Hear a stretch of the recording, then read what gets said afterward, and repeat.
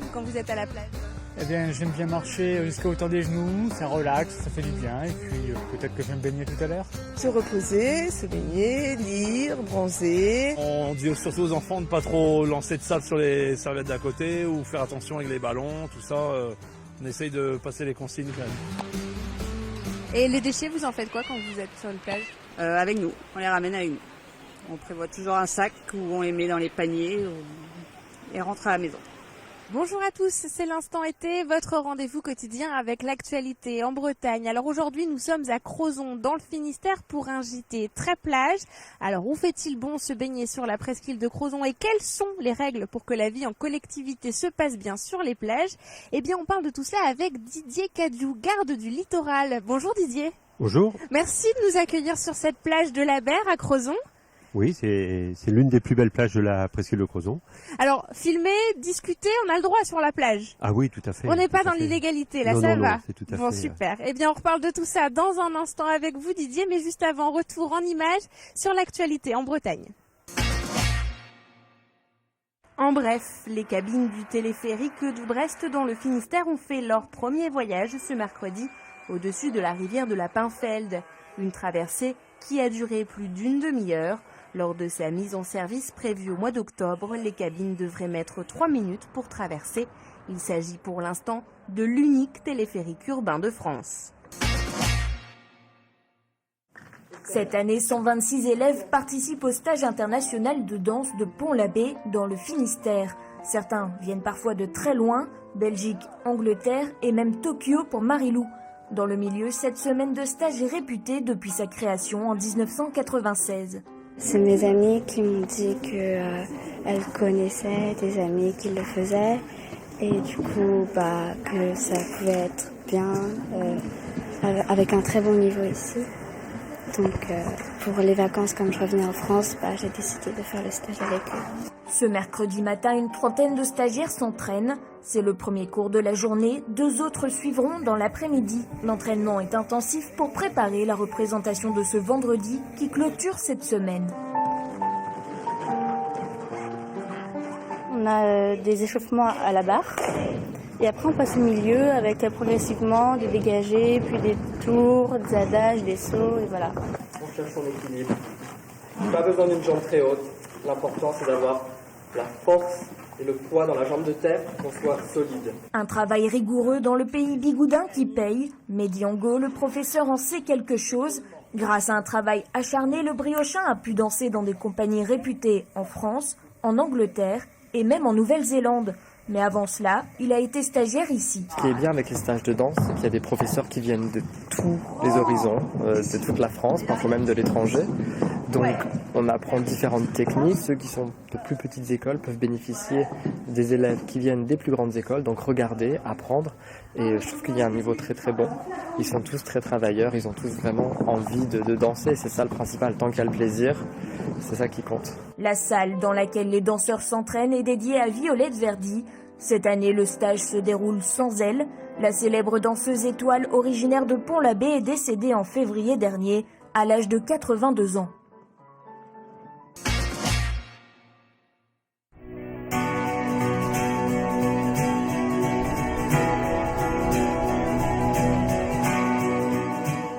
Bonjour Gilda, je vous invite à venir faire une visite et un parcours pédagogique et ludique autour de la découverte de tous les secrets de l'huître et des coquillages au chantier ostréicole Istren Passion situé à Saint-Philibert.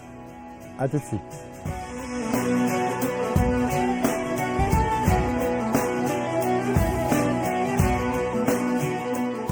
L'art du captage de l'huître, qui est la première étape, tout cet art, c'est de faire en sorte de mettre dans l'eau au bon moment des matériaux qui vont permettre à l'huître naturellement de se coller.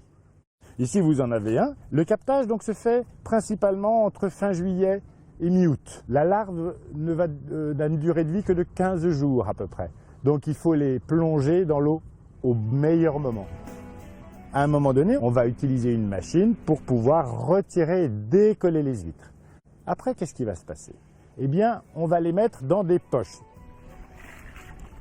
Donc on va mettre les huîtres dans des poches et on va installer 6 poches par table. Et donc, pour les installer, il faut bien les accrocher.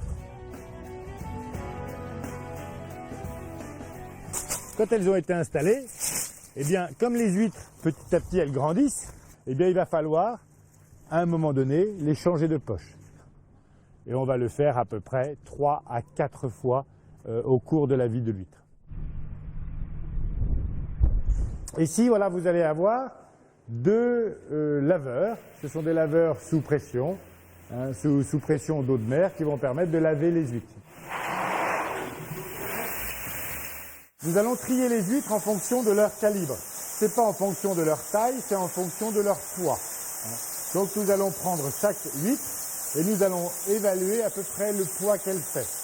En fonction de ce poids, eh bien on va les répartir dans différents bacs. Et voilà des bonnes huîtres à manger.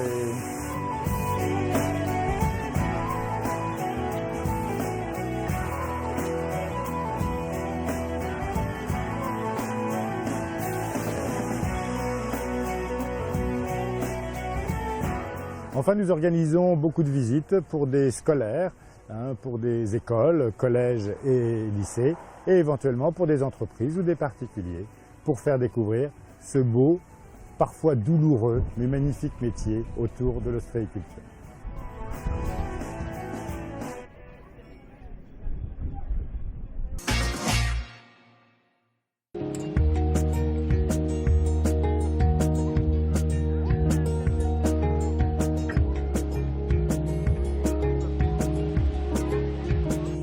Voilà à Crozon sur la plage de la Berre, sur la presqu'île de Crozon dans le Finistère, toujours en compagnie de Didier Cadiou.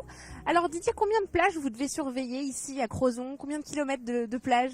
Alors Crozon, c'est une commune qui a beaucoup de littoral, hein, puisqu'on a à peu près 60 km de littoral. Alors tout n'est pas en plage, hein, il y a aussi beaucoup de falaises, mais on a environ 12 km de plage, à peu près une douzaine de plages en fait, qui sont recensées sur la commune. On a quelques longues plages comme celle-ci, la plage de la Berre ou la plage de Morgade par exemple, l'Anse de Dinan hein, également, mais vous avez aussi des plages plus petites, plus discrètes, hein, la plage du Porzic, la plage de Postolonnec, la plage du Guerne, hein, qui est probablement la plus belle plage du département. Et puis on a aussi 2 grandes plages, hein, les plages de la Palue et les plages de l'Osmar, qui elles sont interdites à la baignade hein, pour des raisons de sécurité, mais sur lesquelles on peut pratiquer du surf, de la planche à voile. Donc pour tous les goûts ici sur la presqu'île, on peut venir tout faire sur la plage. Voilà. Effectivement, on retrouve tous les goûts, hein, même ceux qui aiment la plongée ont des plages aussi, ils peuvent pratiquer la plongée. Alors la presqu'île est en partie sur le territoire du parc marin d'Iroise, cela implique quelques règles, on imagine? Ah oui, tout à fait. Alors, on est à la fois sur le parc naturel marin d'Iroise, mais aussi sur le parc naturel régional d'Armorique. Effectivement, il y a quelques règles à respecter, ou plutôt des règles de bon sens en fait. Alors justement, on va revenir un petit peu sur ces règles à respecter quand on est sur la plage ou en tout cas près du littoral. Est-ce qu'on a le droit de fumer? Alors pour l'instant, il y a le droit de fumer sur les plages. Maintenant, c'est aussi aux gens d'être raisonnables et on n'abandonne pas les mégots sur la plage. Maintenant, à titre personnel, j'aurais tendance à leur conseiller d'éviter de fumer. Est-ce qu'on peut manger, boire de l'eau peut-être plus parce qu'il faut s'hydrater quand il fait beau? Alors effectivement, on peut manger, on peut boire. Par contre, il faut bien faire attention à rapporter chez soi ses déchets. Hein. Oui. On ne met plus de poubelles sur les plages depuis une quinzaine d'années. Et depuis qu'on a enlevé les poubelles, c'est nettement plus propre. Alors imaginons une soirée romantique ou entre copains. Est-ce qu'on fait un feu de camp? Non. Non, on n'a pas le droit de faire le feu est interdit sur les plages. Il faut déjà penser aux personnes qui vont venir le lendemain. Hein, souvent, on recouvre le sable, le feu, les cendres de sable, et puis le lendemain, il y a un gamin qui court là-dessus. Le feu, il a continué à couver sous le sable. Donc, ça peut être dangereux. Ça peut être aussi dangereux parce que malheureusement, quelquefois, il y a aussi des munitions qui traînent encore dans le sable. Hein. Malheureusement, on a eu un cas à l'île de Groix. Donc voilà, on ne fait pas de feu sur les plages. Il faut faire attention. Et si la soirée romantique se poursuit, l'acte sexuel sur la plage? Faut le faire discrètement. C'est ça. Bon, la discrétion est donc de mise. Raquettes, pétanque, musique, on a le droit de jouer de faire un peu ce qu'on veut sur la plage? On a le droit de le faire à condition de respecter ses voisins. Ouais. On sait que les Français sont des amateurs d'animaux de compagnie. Son chien, son chat, est-ce qu'on l'emmène à la plage? Alors, il y a un règlement sanitaire départemental qui interdit la présence des chiens toute l'année sur toutes les plages du département. Donc il n'y a pas moyen d'assouplir la règle. Donc les chiens sont interdits sur les plages. Alors on ne parle pas des chats, mais le problème est exactement le même. Donc on ne peut pas non plus venir avec son chat. De même, les chevaux sont interdits en période de fréquentation sur les plages du département. Vous êtes garde du littoral, ça veut dire que vous venez surveiller la plage, les comportements des plagistes.